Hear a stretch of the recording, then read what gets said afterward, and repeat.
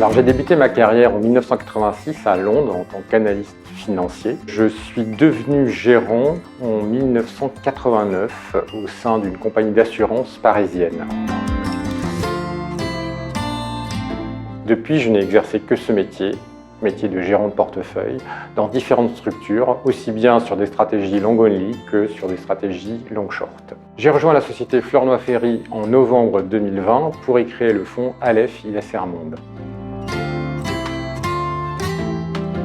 Alors, 4 spécificités caractérisent Aleph. C'est d'abord un fonds monde. Il investit dans 27 pays de l'OCDE, plus la Chine.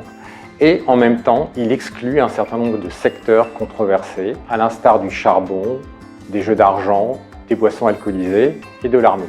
En deuxième lieu, Aleph dispose d'un processus propriétaire d'analyse ESG qui s'impose en amont du processus de sélection de valeurs. En troisième lieu, Aleph privilégie la sélection des valeurs au détriment des paris macroéconomiques.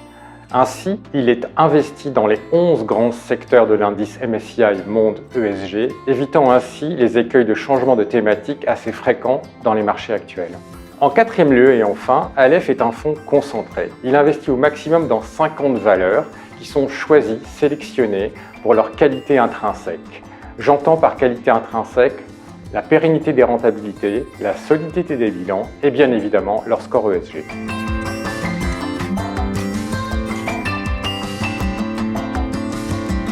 Un processus de sélection rigoureux a forcément des inconvénients. Le fait de s'interdire d'investir dans l'armement ou le charbon présente, dans les marchés actuels, un certain nombre de désavantages, évidemment. Cependant, c'est un choix que nous assumons car nous le considérons pertinent à moyen long terme.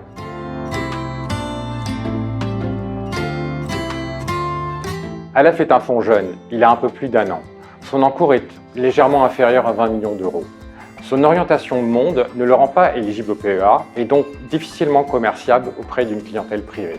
Cependant, ses bonnes performances, notamment par rapport à ses principaux concurrents, devraient permettre au fur et à mesure des arbitrages en sa faveur. La performance du fonds Aleph a été satisfaisante au premier semestre de l'année 2022, tant par rapport à ses principaux concurrents que par rapport à son indice de référence. Durant l'été, la performance du fonds Aleph était en demi-teinte. L'indice MSCI Monde a rebondi de 8%, alors que le fonds ne progressait que de 6%. À cela, 2 explications. La première, un niveau de liquidité de l'ordre de 10%.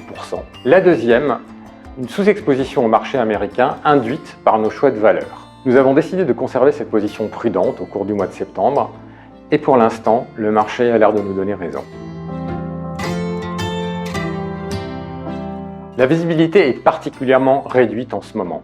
Tout d'abord, les banques centrales vont continuer à resserrer leur politique monétaire afin de lutter contre l'inflation au détriment de la croissance. Cependant, nous restons particulièrement confiants sur le fonds Aleph ISR Monde. D'une part parce que Aleph est un fonds qui investit dans des entreprises de grande qualité, ce qui lui confère beaucoup de résilience dans des marchés chahutés. D'autre part, de par son agilité, de par sa capacité à aller chercher la croissance à travers le monde, là où elle se trouve, Aleph devrait capter les opportunités de rebond des marchés qui, à un moment donné, forcément, se présenteront à nous.